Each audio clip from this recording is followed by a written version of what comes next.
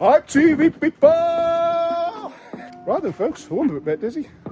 We are here, this semi-detached house. We've just started the rip out. So I'm going to do my little thing and give a bit of information and also do something to document for the YouTube channel. And I've just walked up there and I've just seen something. So, some internet points here for anybody. Does anybody know what causes that, where the face of the brick comes off? It's called spalling. So, generally speaking, what happens is when these bricks, because they're very, very old, were fired in the kiln, the way that we used to do the bricks back then, the brick is quite soft, so we wouldn't be using a sand and cement pointing. We would normally use lime or like an ash mortar, so which means the brick would be harder than the cement or the ash or the lime. So then when that gets wet, if the brick absorbs any moisture, it then comes out in the mortar lines itself. But because we've now adapted and we've got sand and cement and we make these things a lot better, what happens is now the cement is harder than the actual brick, so therefore the brick, when it needs to get rid of water, it can't, so then when the frosts come, it pops them. Bet you didn't know that, did you? Useless knowledge from John. Well, there we go, we've got a bit more spalling here, look. You see that? Faces have gone. All cement. Bet you didn't know that, folks. So, we are literally just starting the rip out phase. So this is going to go back to bricks. You can see it's a really nice space. It's going to be good when it's finished. I also want to take this opportunity to introduce to you folks, from now on, the new tickling stick. So you know the tickling stick that's here, folks? Well, while we've been taking this house apart and do the rip out, we found somebody and we are now going to be using this. So from now on, folks, my tickling stick is the rubber deck. So whatever the rubber deck says is what's going to happen from now on. So, as pointed out by Mr. Rubber Deck, we have come in here, so we've got what's called a suspended floor. So a suspended floor means that underneath this wood, we've got a void, which is just an empty space, and we've got some joists that go along from front to back, and then we've got floorboards over the top.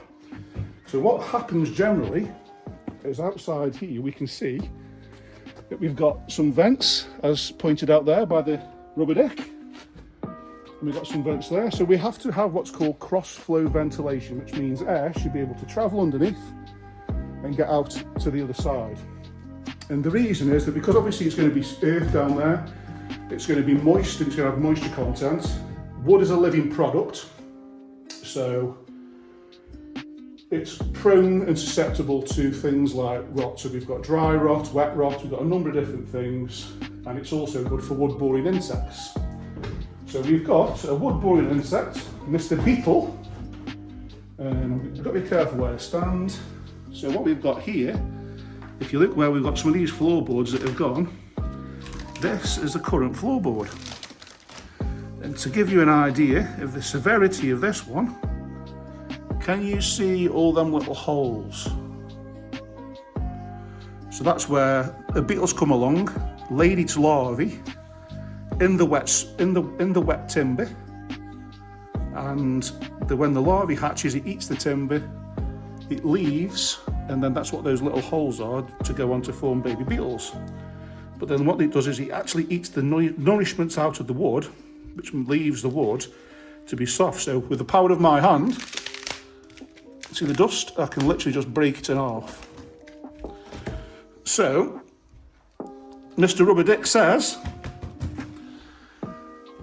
this floor's so it's going to have to come up. So contingency here again, folks. We've got a bit more that's gone there. We've got some that's gone there. some that's gone down here. I mean, to give you an example, so I'm going to stand here now, on there.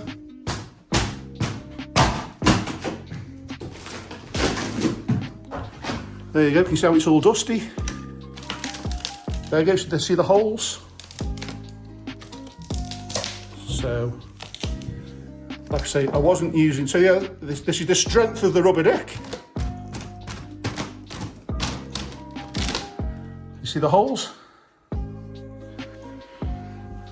So the rubber deck says it's all got to come out, because it's obviously spread. Now there are treatments available for this, folks. If you catch it in time, you can spray it with some like a fungal thing and something that kills a larvae. I can't remember what it is. There's a number out there. You can treat it, but obviously in this case it's too far gone. It's already lost its structural integrity. So I thought that might make a good little part of the video, and so did rubber deck. So what else are we doing? So we're knocking it down to brick. As you can see, we haven't finished yet, we are midway through. So I'm going to be careful where I stand because I'm going to end up falling through the floor, which is not the best. And that's probably why we've got some floorboards there that are new, because the old ones are probably popped for the same reason. So what are we going to be doing? So we are going to be doing... Now I'm scared where I'm standing. So what's going to happen is, so we're taking out a chimney, we're going to put in some big doors between here. Obviously we're going to put a new floor in now. We're going to plaster it through, put a rewire in, and then we're going to be taking out those. We're going to be taking out those old doors there. So into the kitchen. Same scenario. There we go. Taking it down to brick. See what we need to work with. We put a new kitchen in there. Not much to say in here, to be fair. Like I say, this is purely for, this is the befores before we do the afters. We've got a little bit of space there. We've got some lovely mint and flooring there, so we're going to keep that as a feature and make that better. Make it nice. We're going to need a bit of a rewire as well. Mr. Dick says so. We've not done too much in terms of the rip out up here just yet.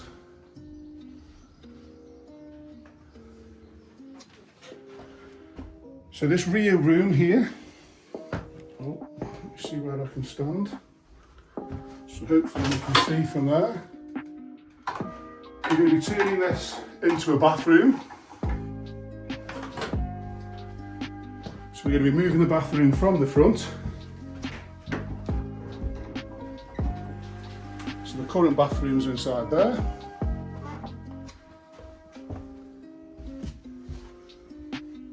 So all this is going to come out. We're going to turn this into a bedroom, a very small one. And the front bedroom, again, just so you can see, beautiful, beautiful, beautiful. It's going to have a complete new plaster, skim, and then last but not least, there he is, there's a man. Howdy. The man, the myth, the legend. What do you think of Mr. Dick? Takes one to know one. It takes one to know one, there we go, we are. Let's see if we can get a stick on there, Mr. Folks, there we go. So we're potentially going to be putting a freestanding bath in the corner over there, as where Mr. Dick is pointing. The bedroom's going in here. Sorry, this is already the bedroom. Wardrobe is going to be coming out, opening the space up really well. So yeah, not a great deal to talk about yet, folks. It is just purely for the befores, so that people can see the progress if they follow the YouTube channel. So on this one, and from me and Mr. Dick, that's it. I will see you soon, and if anybody else is in Stoke-on-Trent or in the nearing sort of communities, by all means, folks, reach out to us if you need some work doing. Hype building. Stay tuned, folks. See you soon. I'm not kissing now.